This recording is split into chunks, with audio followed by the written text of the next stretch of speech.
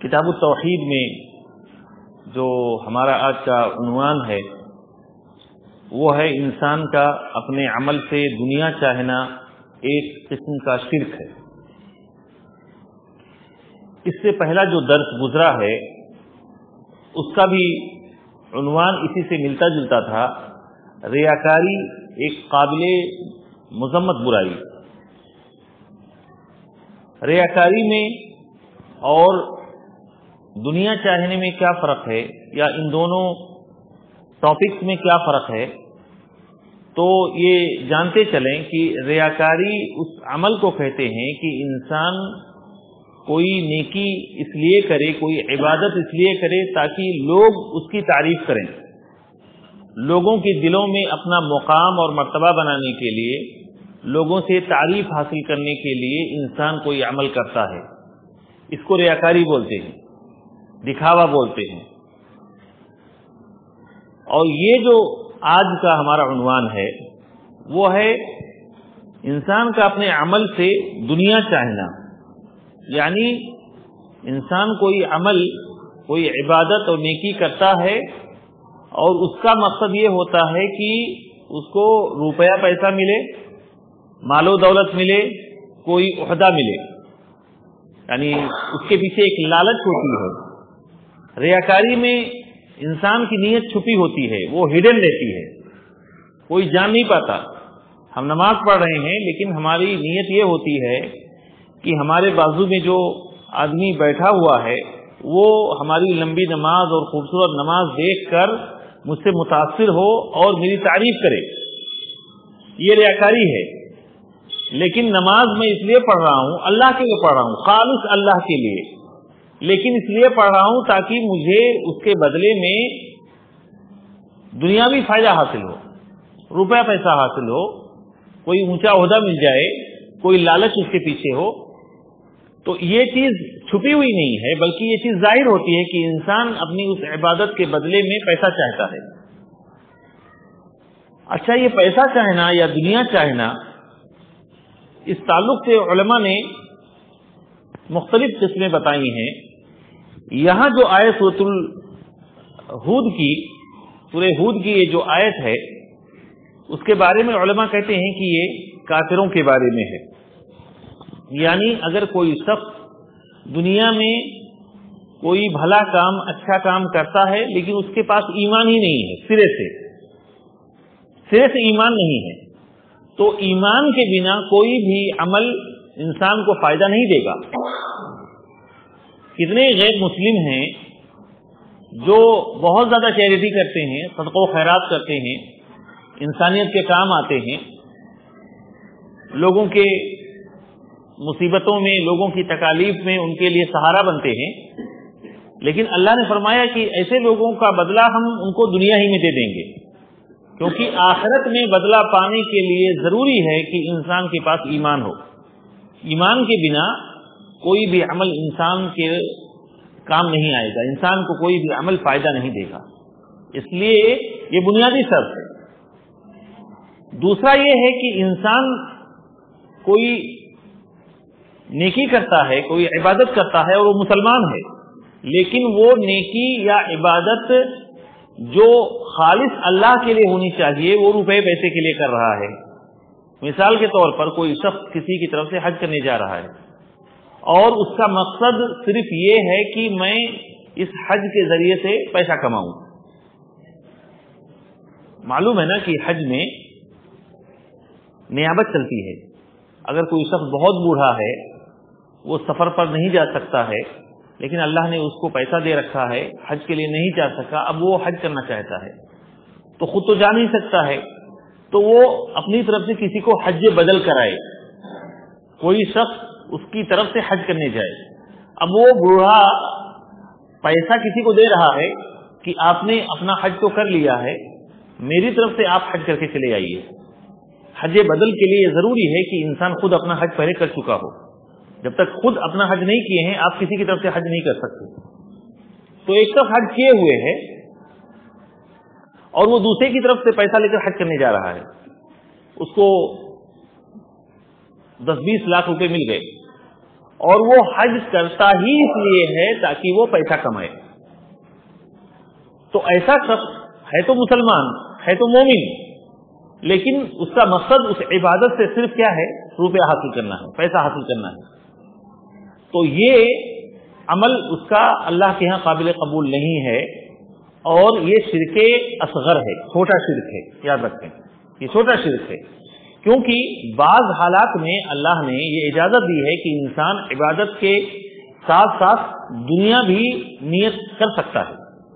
جیسے حج ہی میں اللہ نے فرمایا ہے کہ اگر کوئی شخص وَلَيْسَ عَلَيْكُمْ جُنَاحٌ أَن تَبْتَغُوا فَضْلًا مِّن رَّبِّكُمْ، یعنی حج کے درمیان تمہارے پر کوئی حرج نہیں ہے کہ تم اللہ کی روزی تلاش کرو. آپ عرفہ میں ہیں، منی میں ہیں، مزدلفہ میں ہیں، آپ ساری عبادتیں، سارے ارکان پابندی کے ساتھ الحمدللہ ادا کر رہے ہیں، لیکن دیکھ رہے ہیں کہ یہاں موقع ہے، اگر میں کچھ بیچوں تو چھوٹا موٹا جو ہے کاروبار بھی کر لوں، چھوٹی موٹی تجارت بھی کر لوں، لین دین بھی کر لوں، تو مجھے بہترین نفع حاصل ہو جائے گا، لوگ خریدیں گے.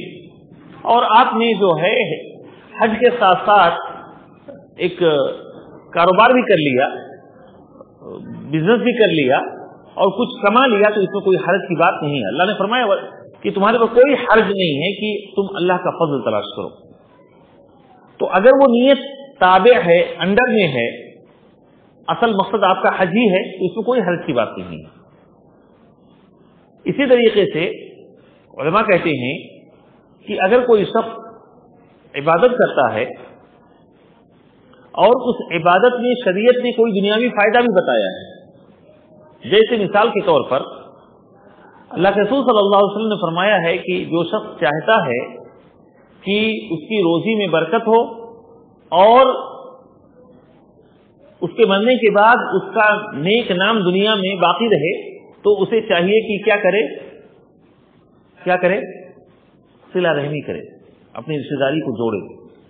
تو یہ جو دو فائدہ اللہ کے نبی نے گنایا ہے، یہ دنیاوی فائدہ ہے نا، آپ کی روزی میں برکت ملے گی اور آپ کے مرنے کے بعد آپ کا نام بھی رہے گا. تو اگر آپ صلہ رحمی اس نیت سے کر رہے ہیں کہ اللہ کے نبی نے ہمیں حکم دیا ہے، اللہ نے یہ ہمیں حکم دیا ہے، اس لیے اپنی رشتہ داری کو جوڑتے ہیں، اور اس کا مقصد یہ بھی ہے کہ آپ کی روزی بھی کشادہ ہو، آپ کے مرنے کے بعد آپ کا نام بھی لوگ اچھے نام سے یاد کریں، تو اس میں کوئی حرج کی بات نہیں، کیونکہ یہ مقصد خود شریعت نے بتائی ہے. جیسے اللہ نے فرمایا ہے وَمَن يَتَّقِ اللَّهَ يَجْعَل لَّهُ مَخْرَجًا وَيَرْزُقْهُ مِنْ حَيْثُ لَا يَحْتَسِبُ، جو اللہ سے ڈرتا ہے اللہ تعالیٰ مصیبت میں اس کے لیے راستے بنا دے گا اور اس کو ایسی جگہ سے روزی دے گا کہ اس کو گمان بھی نہیں ہوگا.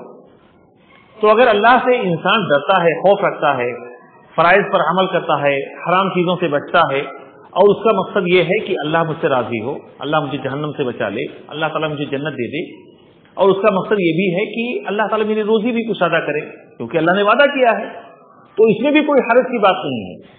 لیکن اگر کوئی شخص صرف اس سے دنیا ہی چاہتا ہے، جیسے حج کے لیے گیا ہے، اس کا مقصد یہ نہیں ہے کہ میں جس کی طرف سے حج کرنے کے لیے آیا ہوں اللہ تعالیٰ اس کا حج قبول کر لے، میں جو دعائیں کر رہا ہوں اللہ کی دعائیں قبول کر لے، اس کا مقصد صرف روپیہ پیسہ ہے، تو اس کا وہ عمل قابل قبول نہیں ہے، اور یہ شرک اصغر ہے، چھوٹا شرک ہے. یعنی بڑے شرک سے تو انسان دائرہ اسلام سے باہر نکل جاتا ہے اور انسان ہمیشہ ہمیشہ کے لیے جہنم میں چلا جائے گا. تو اگر کوئی شخص ایسا عمل کرتا ہے جو اللہ کے لیے ہونا چاہیے لیکن وہ دنیا کے لیے کر رہا ہے، تو یہ شرک اصغر ہے، چھوٹا شرک ہے. جیسے اللہ کے رسول صلی اللہ علیہ وسلم نے فرمایا ہے کہ من تعلم علما مما يبتغى به وجه الله لا يتعلمه الا ليصيب به عرضا من الدنيا لم يرح رائحة الجنة. کوئی شخص علم اس لیے حاصل کرتا ہے جو علم صرف اللہ کے لیے حاصل کرنا چاہیے. وہ علم کیا ہے؟ جیسے کتاب و سنت کا علم، قرآن و سنت کا علم، دنیاوی علم نہیں، قرآن و سنت کا علم. وہ عالم اس لیے بن رہا ہے، مولوی اس لیے بن رہا ہے تاکہ اس کو اچھا جاب مل جائے.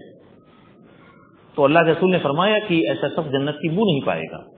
یہ شرک اصغر ہے، کیونکہ علم انسان کو اس لیے حاصل کرنا چاہیے تاکہ خود اپنے اندر سے جہالت دور ہو، تاکہ وہ شریعت کے بارے میں صحیح علم رکھ سکے، حلال و حرام کو پہچان سکے، جائز و ناجائز کو پہچان سکے، اللہ کے حقوق کیا ہیں، بندوں کے حقوق کیا ہیں، معاشرے کے حقوق کیا ہیں، ان کو ادا کر سکے، اور اپنے سماج اور معاشرے میں جو جہالت پھیلی ہوئی ہے، جو بدعات پھیلی ہوئی ہیں، جو گمراہیاں پھیلی ہوئی ہیں، ان کو دور کرے۔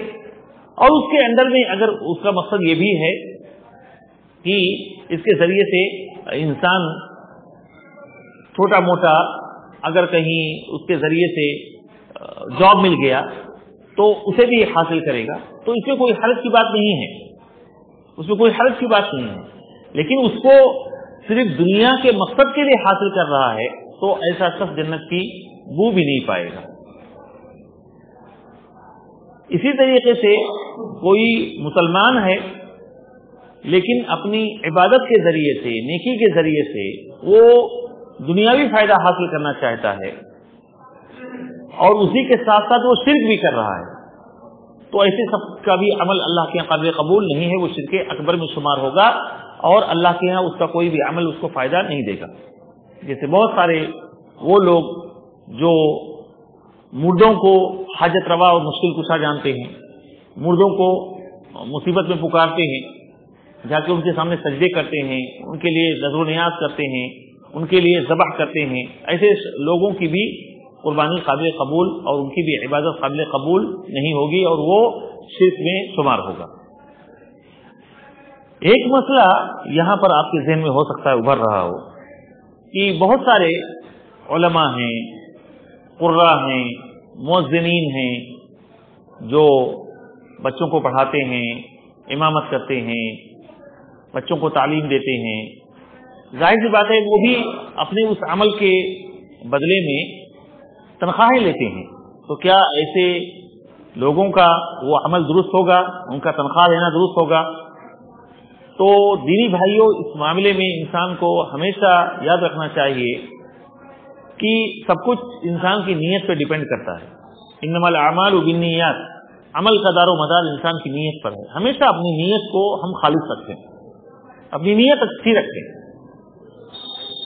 وما امروا الا ليعبدوا الله مخلصين له الدين، ان کو حکم ہی یہ دیا گیا تھا کہ اللہ کے لیے اپنی عبادتوں کو خالص کرے۔ تو انسان جو عبادت کرتا ہے، بچوں کو پڑھاتا ہے، قرآن سکھاتا ہے، تعلیم دیتا ہے، لیکچر دیتا ہے، تقریر کرتا ہے، اور اس کا مقصد صرف اور صرف روپیہ پیسہ اور تنخواہ ہی ہوتا ہے، تو یقیناً وہ شرک اصغر میں، چھوٹے شرک میں مبتلا ہے۔ لیکن اگر وہ اس لیے کرتا ہے کہ اگر میں امامت کروں گا، بچوں کو پڑھاؤں گا، تعلیم دوں گا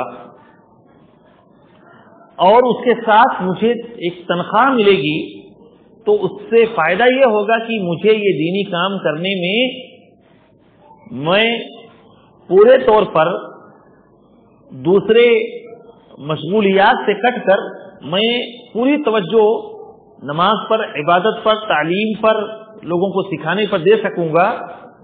ورنہ اگر اس کے بدلے میں مجھے کوئی تنخواہ نہیں ملے گی، روپے پیسہ نہیں ملے گا، تو ظاہر سی بات ہے ایک آدمی جو امامت کر رہا ہو اور اس کے روزی روٹی کا کوئی انتظام نہ ہو، اسے نماز پڑھانے کے بعد فوراً جا کے روزی روٹی کے لیے بھاگ دوڑ کرنی پڑے، محنت کرنی پڑے، تو ظاہر سی بات ہے نہ وہ صحیح سے عبادت کر سکتا ہے، نہ ہی وہ بچوں کو صحیح سے پڑھا سکتا ہے، نہ تعلیم دے سکتا ہے، اور نہ ہی وہ صحیح سے وہ عبادت کر سکتا ہے۔ اس لیے علماء نے کہا ہے ہر زمانے میں کہ اس میں کوئی حرج کی بات نہیں ہے، لیکن ان معلمین کو، ٹیچرز کو، داعیوں کو اپنی نیت خالص رکھنا چاہیے۔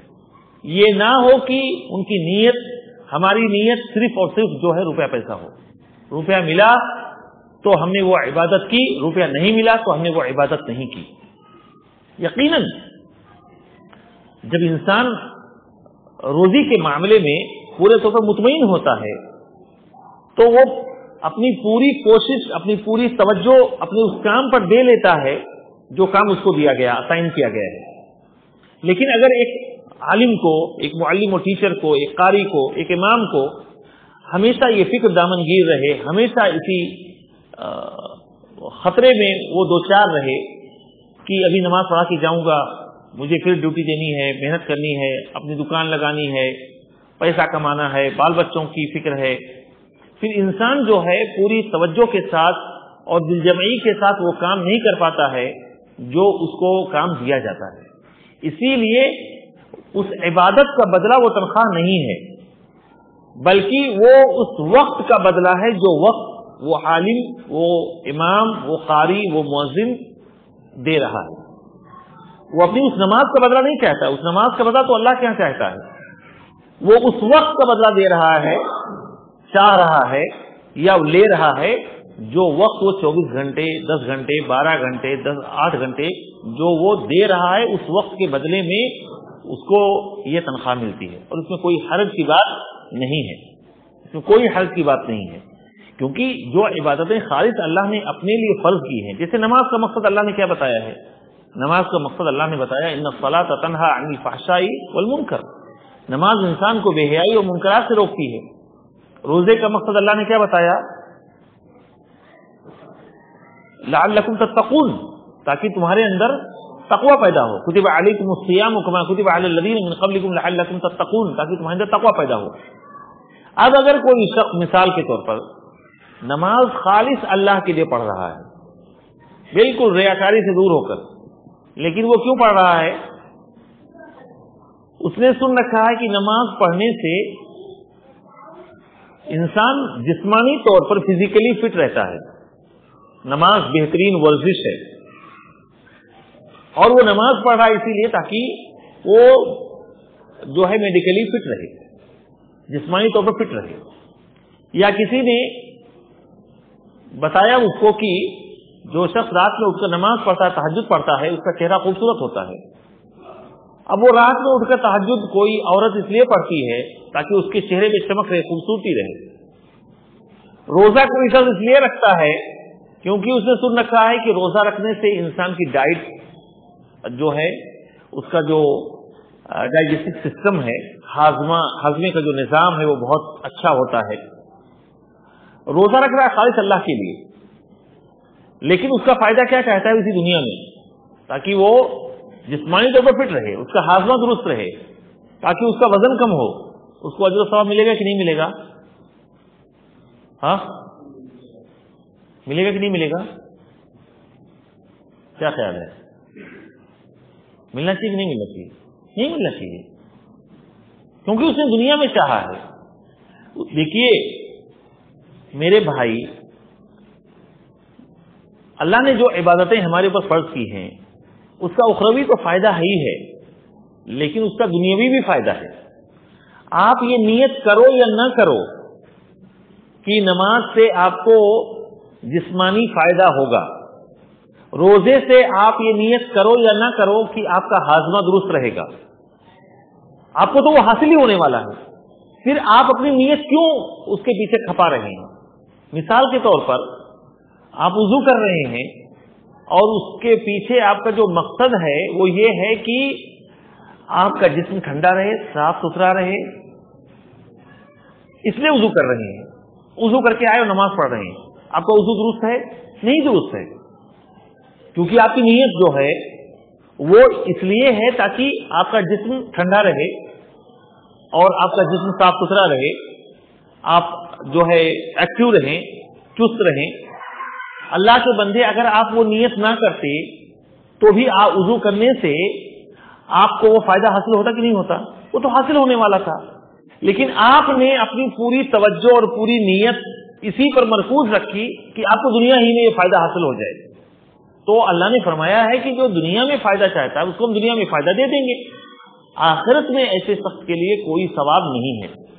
اس لیے جو فائدہ اس عبادت سے آپ کو بائی ڈیفالٹ ملنے والا ہے اس کے لیے آپ کو نیت کرنے کی ضرورت نہیں ہے، وہ تو آپ کو اللہ تعالیٰ فائدہ دے گا ہی دے گا۔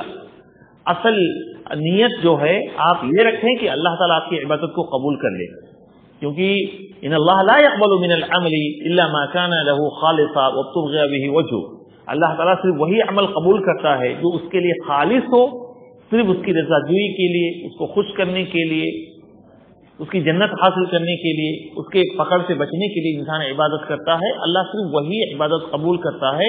باقی جس میں شائبہ ہو، ملاوٹ ہو کہ ثواب بھی چاہو اور اس کے ساتھ ساتھ جو ہے دنیا کا فائدہ بھی چاہو، تو ایسی عبادت اللہ تعالیٰ کے یہاں قابل قبول نہیں ہے. اللہ تعالیٰ ہماری عبادتوں کے بدلے میں ہمیں آخرت میں تو بدلہ دے گا ہی دے گا، دنیا میں بھی ہماری عبادتوں کے بے شمار فائدے اللہ نے گنائے ہیں. اس لیے آپ کو فائدے حاصل ہوں گے. اللہ نے کہا ہے کہ اگر آپ تقویٰ کی روش اختیار کرو گے تو اللہ تعالیٰ آپ کے لیے دنیا میں روزی کے دہانے کھول دے گا. تو آپ اللہ سے ڈرو گے تو آپ کو تو روزی میں کشادگی آئے گی. آپ کیوں روزی کے پیچھے پڑے ہوئے ہو؟ وہ تو خود اللہ رب العالمین دینے والا ہے. اس لیے اپنی نیت بگاڑ کے ایک ایسی چیز آپ حاصل کرنا چاہتے ہو، ایک ایسی چیز کے پیچھے آپ پڑے ہوئے ہو جو اللہ نے خود کہا ہے کہ میں دینے والا ہوں آپ کو، تو یہ تحصیل حاصل ہے. اس لیے ہمیشہ اپنی نیت اس عبادت کے صحیح ہونے پر مرکوز رکھیں جو عبادت آپ اور ہم اللہ کے لیے کر رہے ہیں. اپنی نیت کو ہمیشہ درست رکھیں. جب نماز کے لیے کھڑے ہوں، گھر سے نکلیں، تو ہمیں اپنی نیت کا جائزہ لینا چاہیے کہ ہم یہ نماز پڑھنے کیوں جا رہے ہیں، ہم یہ روزہ کیوں رکھ رہے ہیں، ہم یہ عبادت کیوں کر رہے ہیں. کیا ایسا تو نہیں کسی میں عادت سی پڑی ہوئی ہے، ایک ٹریڈیشن کے طور پہ ہم پڑھ رہے ہیں، یا لوگوں کی دیکھا دیکھی پڑھ رہے ہیں، یا کسی دنیاوی فائدے کے لیے پڑھ رہے ہیں، یا واقعی میں ہم اللہ کے لیے پڑھ رہے ہیں. یہ نیتیں بہت اہم ہیں دینی بھائیوں. اس لیے ہمیشہ ہمیں اپنی نیتوں کا بار بار جائزہ لیتے رہنا چاہیے کہ ہم جو کچھ کر رہے ہیں اس سے اللہ کی رضا مقصود ہے یا دنیا مقصود ہے. تو یہ ہے اس باب کا مقصد جو امام محمد بن عبد الوہاب رحمہ اللہ نے یہاں پر قائم کیا ہے کہ اگر انسان اپنی عبادتوں کے بدلے میں دنیا چاہتا ہے اور اگر وہ مسلمان ہے، مومن ہے، تو یہ شرک اصغر ہے.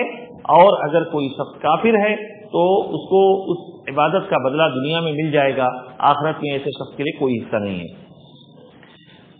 پہلی جو آیت سورہ ہود کی ہے، اللہ رب العالمین فرماتا ہے من کان یرید الحیات الدنیا وزینتها، جو دنیا کی زندگی اور اس کی زینت چاہتا ہے. دنیا کی زندگی مطلب دنیا کا ساز و سامان، اور دنیا کی زینت اور بیوٹی کیا ہے؟ المال والبنون زینت الحیات الدنیا، مال اور بیٹے یہ دنیا کی زندگی کی زینت ہیں. تو اگر کوئی شخص صرف دنیا کا سامان اور مال اور اولاد ہی صرف اس کا مقصد ہے اس دنیا میں، تو اللہ تعالیٰ فرما رہا ہے نوفی الیہم اعمالہم فیہا، تو ہم انہیں ان کے عملوں کا بدلہ پورا پورا اسی دنیا میں دے دیتے ہیں. وہم فیہا لا یبخسون، اور انہیں اس دنیا میں کوئی کمی نہیں کی جاتی ہے. اولئک الذین لیس لہم فی الآخرۃ الا النار، ایسے لوگوں کو آخرت میں آگ کے علاوہ کچھ نہیں ملنے والا ہے، کیونکہ دنیا چاہتے تھے، دنیا مل گئی. اذهبتم طیباتکم فی حیاتکم الدنیا واستمتعتم بها، اللہ تعالیٰ جہنمیوں سے قیامت کے دن کافروں سے کہے گا کہ تمہیں تو دنیا میں تم نے جو چاہا مل گیا، دنیا کی نعمتوں کا مزہ لے لیے، ساری لذتیں اٹھا لیے، اب یہاں تمہیں صرف رسوا کن اور ذلت آمیز صرف جو ہے عذاب ملے گا. تو وَحَبِطَ مَا صَنَعُوا فِيهَا، اور جو کچھ بھی عمل انہوں نے کیا تھا وہ ان کا پورا عمل جو ہے ضائع برباد چلا جائے گا. کیوں؟ کیونکہ ایمان نہیں تھا. بہت سارے لوگ ہیں، بل گیٹس وغیرہ کے بارے میں نے پڑھا ہے، آپ بھی مجھ سے بہتر جانتے ہوں گے. بلین میں جو ہے وہ چیریٹی کرتا ہے، ملیریا کے لیے، افریقہ کے غربا و مساکین کے لیے، فلاں بیماری کے لیے، بلین میں جو ہے وہ چیریٹی کرتا، صدقہ کرتا ہے. ایسے صدقے کا بدلہ دنیا میں مل جائے گا. اس کے کاروبار میں اللہ تعالیٰ برکت دے سکتا ہے، اس کی اولاد میں برکت دے سکتا ہے، اسے دنیاوی بیماریوں سے محفوظ رکھ سکتا ہے. لیکن جو کچھ بھی ہوگا اسی دنیا میں بدلہ ملے گا، کیونکہ آخرت میں بدلے کے لیے ایمان بہت ضروری ہے. اس لیے کبھی بھی کافروں کے عمل کو دیکھ کر کبھی بھی دھوکے میں مبتلا نہ ہوں، اور کافروں کا عمل دیکھ کر کبھی بھی بہت زیادہ مرعوب نہ ہوں، کیونکہ اللہ نے فرمایا ایسے لوگوں کا ٹھکانہ صرف جہنم ہے. ان کے یہاں ایمان نہیں ہے. اس سے بڑا نقص، اس سے بڑا عیب، اس سے بڑی برائی، اس سے بڑا گناہ اور کیا ہو سکتا ہے کہ انسان اپنے رب کو نہ پہچانے، جو اس کا خالق ہے، مالک ہے، رازق ہے، مربی ہے، سب کچھ وہی دے رہا ہے. اسی کو نہ پہچانے اور اس کے ہم کیریکٹر کو، اس کے جو ہے ان کی تہذیب اور کلچر، ان کی تمدن، ان کے ایڈوانسمنٹ، ان کی سائنس اور ٹیکنالوجی کو دیکھ کر ہم اتنے مرعوب ہو جائیں کہ سوچیں کہ یہ تو مسلمانوں سے نعوذ باللہ اچھی ہیں۔ فنجعل المسلمین کالمجرمین ما لکم کیف تحکمون۔ ایک مسلمان، ایک ایمان والا اور ایک کافر، اللہ کا منکر کبھی برابر نہیں ہو سکتے۔ چاہے مسلمان سڑک پر جو ہے ٹھیلا لگا رہا ہو، چاہے وہ چھوٹے سے چھوٹا کام کیوں نہ کر رہا ہو، چاہے وہ فٹ پاتھ پہ زندگی گزار رہا ہو، لیکن وہ اس کافر سے، اس بے ایمان سے جس کے پاس ایمان ہی نہیں ہے، دونوں میں کوئی مقابلہ نہیں ہے۔ جو ہے اللہ نے فرمایا کہ اندھیرا اور اجالا برابر نہیں ہو سکتے، زندہ اور مردے برابر نہیں ہو سکتے ہیں، تو دونوں میں کوئی موازنہ نہیں ہے۔ ایسے لوگوں کا بدلہ اللہ رب العالمین اسی دنیا میں دے دیتا ہے۔ وَبَاطِلٌ مَا كَانُوا يَعْمَلُونَ، اور جو کچھ وہ عمل کرتے تھے وہ سب باطل اور برباد چلا جائے گا۔ دنیا میں ان کا عمل خراب ہوا اور آخرت میں انہیں اس کے عمل کا کوئی بھی بدلہ نہیں ملے گا۔ اس طرح کی آیتیں قرآن میں کئی جگہ آئی ہوئی ہیں۔ سورہ اسراء میں بھی اللہ نے فرمایا ہے من کان یرید العاجلۃ عجلنا له فیها ما نشاء لمن نرید، جو عاجلہ چاہتا ہے، یعنی جو یہ جلدی والی دنیا ہے، اسی دنیا کو چاہتا ہے، تو اللہ رب العالمین فرماتا ہے کہ ہم جسے چاہتے ہیں جتنا چاہتے ہیں دے دیتے ہیں۔ ایسا نہیں کہ جو دنیا چاہتا ہے وہ سب پا ہی جاتے ہیں۔ بہت سارے غیر مسلم ایسے ہیں جو مسلمانوں سے زیادہ غریب ہیں، ان کے پاس کھانے کے لیے کچھ نہیں ہے، بھوکمری کا شکار ہیں، اور بہت سارے مسلمانوں کو، مومنوں کو رب العالمین نے بہت ساری نعمتیں دے رکھی ہیں۔ تو اللہ نے یہاں سورہ ہود میں فرمایا ہے کہ جو دنیا چاہتا ہے ہم اس کو دنیا دے دیتے ہیں، لیکن سورہ اسراء میں فرمایا ہے کہ ایسا نہیں کہ جو دنیا چاہتا ہے وہ دنیا پا ہی جاتا ہے۔ ہم جس کو ما نشاء لمن نرید، ہم جس کو جتنا چاہتے ہیں اتنا دیتے ہیں۔ ثم جعلنا له جہنم یصلاها مذموما مدحورا، لیکن آخرت میں اس کو اللہ رب العالمین ذلیل و رسوا کر کے جہنم میں داخل کر دے گا۔ ومن اراد الآخرۃ وسعى لها سعيها وهو مؤمن فاولئک كان سعيهم مشکورا، اور جو آخرت کو چاہتا ہے، اچھا آخرت کے چاہنے کے لیے اللہ نے فرمایا ہے دنیا چاہنے پر بہت سارے لوگ بلا محنت کی دنیا پا جاتے ہیں، پاتے ہیں کہ نہیں؟ دنیا میں محنت کی ملتی ہے کہ نہیں ملتی ہے؟ ملتی ہے، بنا محنت کی بھی دنیا مل جاتی ہے۔ چلتے پھرتے آپ کو کہیں کوئی ایسی گمشدہ چیز، پڑی ہوئی چیز مل گئی، آپ کی قسمت کھل گئی، آپ اپنے گھر کی نیو کھود رہے تھے گھر بنانے کے لیے، پتا چلا کہ سونے کا خزانہ ہی مل گیا، کسی نے پرانے سکے سونے کے چھپا رکھے تھے اور لاٹری کھل گئی۔ تو بہت بار دنیا بلا محنت کی ملتی ہے، لیکن اللہ نے آخرت کے بارے میں فرمایا ہے ومن اراد الآخرۃ وسعى لها سعيها وهو مؤمن، جو آخرت کو چاہتا ہے اور کوشش کرتا ہے، یعنی آخرت بلا کوشش کے ملنے والی نہیں ہے۔ رب العالمین کی جنت بلا محنت کی ملنے والی نہیں ہے۔ صرف چاہت سے بہت سارے لوگ اللہ رب العالمین کی جنت صرف امیدوں کے سہارے قائم کیے ہوئے ہیں کہ جنت تو ملنے والی ہے، ہمارے باپ کا سسرال ہے، ہمارا ننیحال ہے، وہ تو مل کے رہے گا۔ آخرت کے لیے اللہ نے فرمایا وسعى لها سعيها، آخرت کے لیے کوشش کرے، وهو مؤمن، اور ضروری ہے کہ وہ ایمان والا ہو۔ سبحان اللہ۔ فاولئک کان سعیهم مشکورا، ایسے ہی وہ لوگ ہیں جن کی کوششیں اللہ رب العالمین کے ہاں قابل قدر ہوں گی۔ اللہ رب العالمین ایسی کوششوں کا بہترین بدلہ دے گا۔ اس لیے جو شخص دنیا پائے ہوئے ہے تو اسے دیکھ کر ہمیں کبھی یہ نہیں سوچنا چاہیے کہ اللہ اس سے راضی ہے۔ اللہ رب العالمین دنیا جس سے راضی رہتا ہے اس کو بھی دیتا ہے، اور جس سے راضی نہیں رہتا اس کو اور زیادہ ملتا ہے، کیونکہ دنیا کی کوئی حیثیت رب العالمین کی نگاہ میں نہیں ہے۔ لیکن آخرت اللہ کی جنت صرف وہی پائے گا جس سے اللہ خوش ہوگا، جس سے اللہ رب العالمین راضی ہوگا، اور اللہ صرف اسی سے راضی ہوگا جو توحید والا ہے، صحیح عقیدے والا ہے، ایمان والا ہے، نیک عمل والا ہے، رب العالمین صرف اسی سے راضی ہوگا۔ یہ اللہ رب العالمین کا بہت بڑا فضل اور احسان ہے کہ یہاں اس نے ہمیں اکٹھا کر رکھا ہے، جمع کر رکھا ہے۔ ہم توحید کے مسئلے کو، عقیدے کے مسئلے کو سیکھنے کے لیے، کتنے ایسے مسلمان ہیں جو محنتیں کر رہے ہیں، کوششیں کر رہے ہیں، عبادتیں کر رہے ہیں، لیکن ان کی ساری کوششیں رائیگاں چلی جائیں گی. کیوں؟ اس لیے کہ وہ شرک کر رہے ہیں، انہوں نے عقیدہ سیکھا نہیں، دین کو سیکھا نہیں، جانا نہیں، اس لیے ان کی کوئی نماز اللہ کے یہاں قابل قبول نہیں ہے، کوئی عبادت اللہ کے یہاں قابل قبول نہیں، کوئی روزہ اللہ کے یہاں قابل قبول نہیں ہے. اور اگر آپ کا ایمان ہے، آپ کے پاس صحیح عقیدہ ہے، آپ شرک سے بچتے ہیں تو آپ کا چھوٹا عمل بھی اللہ رب العالمین کے نگاہ میں بہت زیادہ اہمیت والا ہے. فاتقوا النار ولو بشق تمرہ، آدھی کھجور بھی اللہ کے لیے آپ خرچ کریں گے ایمان اور صحیح عقیدے کے ساتھ تو وہ آدھی کھجور بھی آپ کو نار جہنم سے بچائے گی انشاءاللہ. اس کے بعد جو حدیث ہے بہت مشہور حدیث، ابو ہریرہ رضی اللہ تعالیٰ عنہ فرماتے ہیں کہ اللہ کے رسول صلی اللہ علیہ وسلم نے فرمایا تعس عبد الدینار وتعس عبد الدرہم، دینار اور درہم کا بندہ ہلاک و برباد ہو جائے، یعنی روپے پیسے کا بندہ. انسان کس کا بندہ ہے؟ ہم کس کے بندے ہیں؟ اللہ کے. یعنی ایک بندہ اپنے رب سے جس قدر محبت کرتا ہے اسی قدر دینار و درہم کا بندہ، روپے پیسے کا بندہ اس روپے پیسے سے محبت کرتا ہے. اگر اس قدر دنیا اور دنیا کی محبت، دنیا کا ساز و سامان انسان کے دل میں رچ بس جائے کہ ایک بندہ اپنے رب سے جیسے محبت کرتا ہے ویسے ہی روپے پیسے سے انسان محبت کر رہا ہے تو وہ گویا کہ روپے پیسے کا بندہ بن گیا، وہ سلیو آف دینار اور درہم ہے. اور ایسے شخص کے لیے اللہ کے رسول نے فرمایا کہ وہ ہلاک و برباد ہو جائے. بد دعا ہے اللہ کے نبی صلی اللہ علیہ وسلم کی.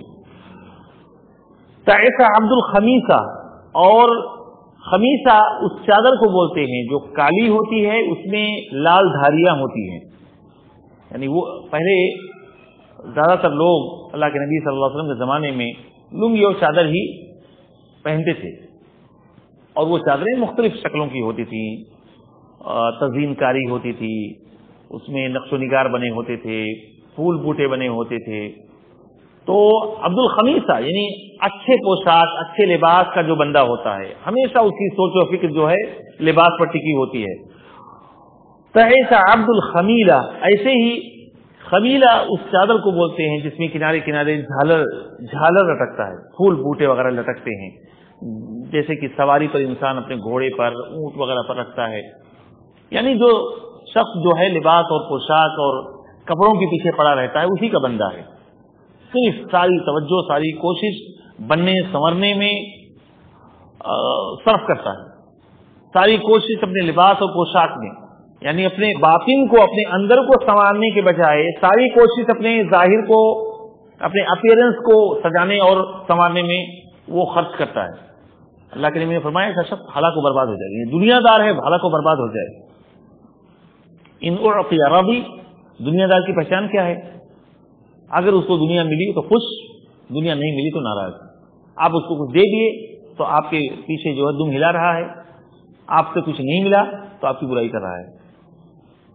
دنیا ملی ہے تو خوش ہے، مسکرا رہا ہے، دنیا نہیں ملی تو چہرے پہ 12 بجے ہیں، اللہ سے ناراض ہے، شکایتیں کر رہا ہے، اللہ رب العالمین کی شکایتیں، فلاں کو دے رہا ہے، فلاں کو دے رہا ہے، ہمیں جو ہے ساری نعمتوں سے محروم کر رکھا ہے، پتہ نہیں کیا مجھ سے دشمنی ہے، اللہ کی نعوذ باللہ. اس طرح کے جملے انسان اپنی زبان سے نکالتا ہے. یہ دنیا دار کی علامت ہوتی ہے کہ وہ سب کچھ دنیا میں چاہتا ہے. دنیا ملی ہے تو خوش ہے، دنیا نہیں ملی ہے تو وہ ناراض ہے. مومنوں کا حال اس سے مختلف ہوتا ہے. صحابہ کرام کے بارے میں اس لیے دیکھیں، بہت سارے صحابہ کرام دنیا میں وہ کچھ نہیں چاہتے تھے، یعنی وہ مال غنیمت وغیرہ یا دنیا کا کوئی فائدہ ان کو حاصل ہوتا تھا اس کو قبول نہیں کرتے تھے. وہ سوچتے تھے کہ ایسا نہ ہو کہ یہ اللہ تعالیٰ ہمیں ہماری عبادتوں کا بدلہ اسی دنیا میں دے رہا ہو، قبول ہی نہیں کرتے تھے. اللہ کے رسول صلی اللہ علیہ وسلم فرماتے تھے کہ بہت سارے لوگ جو میری نگاہ میں بہت اہمیت نہیں رکھتے ہیں، بہت محبوب نہیں ہیں، میں انہیں مال غنیمت میں سے دے دیتا ہوں، اور بہت سارے ایسے لوگ جو میری نگاہ میں بہت عزیز ہیں، میرے خاص صحابہ کرام ہیں، لیکن میں ان کو مال غنیمت میں سے کچھ نہیں دیتا ہوں. کیوں؟ کیونکہ جانتا ہوں کہ اگر اس کو دنیا نہیں ملی تو دین چھوڑ دے گا، اور ان کو جانتا ہوں، بھروسہ ہے کہ ان کو دوں یا نہ دوں یہ دنیا کے لیے میرے ساتھ نہیں ہے، یہ ہمارے ساتھ ہی رہیں گے، دین پر قائم رہیں گے، جمے رہیں گے۔ منافقین کے بارے میں اللہ تعالیٰ نے سورہ توبہ میں فرمایا ہے ان اعطوا منها رضوا وان لم يعطوا اذا هم يسخطون، اگر دنیا ملتی ہے تو خوش ہیں، دنیا نہیں ملی تو ناراض ہیں۔ منافقین کی یہ پہچان اللہ نے بیان کی ہے۔ تعیس وانتقص، اللہ کے نبی صلی اللہ علیہ وسلم فرماتے ہیں کہ ایسا شخص ہلاک و برباد ہو جائے، ذلیل و رسوا ہو، وَإِن شِئْكَ فَلَن تُقِصْ، اگر اس کو کانٹے چبھیں، دنیا کے پیچھے وہ اپنے آپ کو ہلاک و برباد کر رہا ہے، اس راستے میں اگر کانٹے چبھیں تو اس کے کانٹے نہ نکالے جائیں، یعنی اس کی مصیبت کبھی کم نہ ہو۔ اور واقعی میں واللہ آپ دیکھیں دنیا دار کی مصیبت کبھی کم نہیں ہوتی۔ کیوں؟ اس لیے کہ پوری دنیا تو آپ کو ملنے والی نہیں ہے، ہزاروں خواہشیں کی ہر خواہش پہ دم نکلے، آپ کو ایک ملے گی اور 10 چیزیں آپ سے مس ہو جائیں گی، تو وہ ہمیشہ جو ہے الجھن میں رہے گا، پریشانی میں رہے گا دنیا دار۔ اور جو شخص اللہ کے فیصلے پہ راضی ہوتا ہے، مومن، محروم ہے تو صبر کر رہا ہے، اور اگر اللہ نے اس کو نواز دیا ہے تو اس کو شکر کر رہا ہے، دونوں حالت میں وہ خیر میں ہے۔ نہیں ملا تو صبر، اور ملا ہے تو اسے شکر، رب العالمین تو اسے اتراتا نہیں ہے، گھمنڈ نہیں کرتا ہے۔ اور دیکھیں دیندار اللہ کے نیک بندے کی پہچان، طوبی لعبد، اس بندے کے لیے خوشخبری ہے۔ طوبہ کا معنی ہے خوشخبری، اور طوبہ کے معنی میں علماء نے کئی باتیں کہی ہیں کہ طوبہ جنت کا بھی نام ہے، یا طوبہ جنت کے ایک درخت کا نام ہے جو اتنا گھنا اور سایہ دار ہے کہ اس کے سائے کے نیچے کوئی شخص 100 سال تک چلتا رہے گا تو بھی اس کا سایہ ختم نہیں ہوگا۔ اللہ اکبر۔ جنت میں ایسی چیز کی انسان تمنا کرے، ایک پیڑ کے نیچے، اس کے سائے کے نیچے 100 سال تک انسان چلتا رہے گا تو بھی اس کا سایہ ختم نہیں ہوگا۔ تو اللہ کے رسول نے فرمایا طوبہ جنت کی خوشخبری ہے اس شخص کے لیے جو اپنے گھوڑے کی لگام کو پکڑ کر اللہ کے راستے میں نکلتا ہے، جہاد فی سبیل اللہ میں نکلتا ہے۔ اشعث رأسہ، اس کے بال جو ہے وہ غبار آلود ہوتے ہیں، یعنی اپنے ظاہری اپیرنس پہ وہ کوئی دھیان نہیں دیتا، غبار آلود ہیں، کپڑے صاف ستھرے نہیں ہیں، پھٹے پرانے ہیں، لیکن اس کی نیت اچھی ہے، فی سبیل اللہ، اللہ کے راستے میں جس کام پہ لگا ہے، جو کام، جو ذمہ داری اس کو اسائن کی گئی، وہ اپنی پوری ذمہ داری کے ساتھ اس کو ادا کر رہا ہے۔ اس کے مغبرۃ قدمہ، اس کے قدم جو ہے غبار آلود ہیں، دھول میں اٹے ہوئے ہیں۔ ان کان فی الحراسہ کان فی الحراسہ، اس کے خلوص کی یہ پہچان ہے کہ اس کو جہاں بھی رکھا جاتا ہے وہاں پوری ذمہ داری کے ساتھ وہ اپنی اس جواب دہی کو ادا کر رہا ہے۔ اگر کہیں پر لگا دیا گیا یہاں جو ہے چوکیداری کرنا ہے، یہاں سے دشمن کے آنے کا خطرہ ہے، یہاں سے جو ہے اللہ کے جو بندے ہیں، دین پر چلنے والے لوگ ہیں، ان پر حملہ ہو سکتا ہے، وہاں کھڑے ہو کے آرام سے وہ نگرانی کر رہا ہے۔ اس کو یہ فکر نہیں ہے کہ کون دیکھ رہا ہے کون نہیں دیکھ رہا ہے، یا مجھے کتنی چھوٹی ذمہ داری دی گئی ہے کہ نہیں دی گئی ہے۔ وَإِن كَانَ فِي السَّاقَةِ كَانَ فِي السَّاقَةِ، اگر اس کو فوج میں سب سے پیچھے رکھا گیا ہے تو وہاں آرام کے ساتھ جو ہے اپنی ذمہ داری ادا کر رہا ہے۔ ان استأذن لم يؤذن له، اتنا گمنام ہے کہ اگر کسی سے اجازت مانگتا ہے، چھٹی مانگتا ہے، تو اس کو چھٹی بھی نہیں ملتی۔ وَإِن شَفَعَ لَمْ يُشْفَعَ، لیکن اگر وہ کسی کے لیے شفاعت کرتا ہے، سفارش کرتا ہے، تو اس کی سفارش بھی نہیں سنی جاتی ہے۔ بھائی سفارش کس کی سنی جاتی ہے؟ جو اثر و رسوخ والے ہیں، پیسے والے ہیں، مشہور لوگ ہیں، ایسے لوگوں کی بات سنی جاتی ہے، ایسے لوگوں کی اجازت ملتی ہے۔ لیکن جو سب گمنام ہے، دنیا میں اس کا کوئی مقام و مرتبہ نہیں ہے، دنیا اس کو جانتی نہیں ہے، تو ایسے وقت کی بات کیوں سنی جائے گی؟ لیکن وہ اللہ کے ہاں بہت قابل قدر ہے۔ آپ موسیٰ اور خضر کا واقعہ تو سنے ہوں گے نا، سنے نہیں سنے؟ موسیٰ اور خضر اپنے وقت کے، موسیٰ علیہ السلام جلیل القدر رسول ہیں، بلکہ ان کے زمانے میں ان سے بڑا رسول کوئی نہیں تھا دنیا میں، یعنی روئے زمین پر سب سے افضل انسان۔ اور ان کے ساتھ ایک دوسرا رسول, دوسرا نبی خضر تھے. خضر علیہ السلام کے بارے میں صحیح اور راجح بات یہ ہے کہ وہ نبی تھے. دونوں جا رہے ہیں, ایک گاؤں پہنچے, بھوکے پیاسے, گاؤں والوں سے کہا کہ بھائی کچھ کھانا کھلا دو. اور مہمان کو یہ حق ہوتا ہے کہ وہ اپنا حق لے. اسی لیے حدیث میں ہے کہ اگر کوئی مہمان, کوئی مسافر کہیں آیا ہوا ہے اور وہ گاؤں والے یا گھر والے اس کو کھانا نہیں کھلا رہے ہیں تو وہ اپنا حق جو ہے چوری سے لے سکتا ہے. یعنی پیچھے اگر اس کے گھر کی مرغی وغیرہ گھوم رہی ہیں تو پکڑ کے چوری سے وہ کاٹ کے کھا سکتا ہے, وہ اس کا حق ہے. اب دیکھیں وقت کے دو جلیل القدر, ایک رسول اور نبی گاؤں میں آئے, استطعما اہلہا, کہا بھائی کھانا کھلا دو. فابوا ان یضیفوہما, تو دونوں وہ گاؤں والے اتنے بڑے کنجوس کہ ان کی قدر و قیمت نہیں پہچان سکے اور کھانا کھلانے کے لیے تیار نہیں ہوئے. آپ سوچو, بہت بار ایسا ہو سکتا ہے. موسیٰ اور خضر کو اگر کوئی کھانا نہ کھلائے, ان کی قدر و قیمت کو نہ پہچانے, اس کے مقام و مرتبے کو نہ جانے, تو موسیٰ اور خضر کے مقام و مرتبے میں کوئی کمی آئی؟ کوئی کمی نہیں آئی. اس لیے اللہ رب العالمین کے ہاں ہمیں اپنا مقام بنانا چاہیے کہ جب موسیٰ کو لوگ نہیں پہچان پا رہے ہیں, موسیٰ کی قدر کرنے کے لیے لوگ تیار نہیں ہیں, تو ہماری آپ کی کیا اوقات ہے؟ اس لیے مخلص انسان کی پہچان ہوتی ہے کہ وہ کبھی بھی اپنے لیے یہ نہیں دیکھتا کہ مجھے کہاں بٹھایا گیا ہے, میرا نام کہاں ہے. کتنے ایسے لوگ ہیں, دیکھا جاتا ہے پوسٹر میں دیکھتے ہیں اگر نام اوپر نہیں ہے, نیچے کہیں ان کا نام ڈالا گیا تو کہتے ہیں ہم نہیں آئیں گے تقریر کرنے. یہ خلوص کی پہچان ہے, یہ ریاکاری کی پہچان ہے. اس کا مطلب ایک نمبر کا دنیا دار ہے, وہ نہیں چاہتا. یہاں تک کہ دیکھا جاتا ہے کہ فلاں سیٹھ صاحب کسی جلسے میں پیسہ دیے,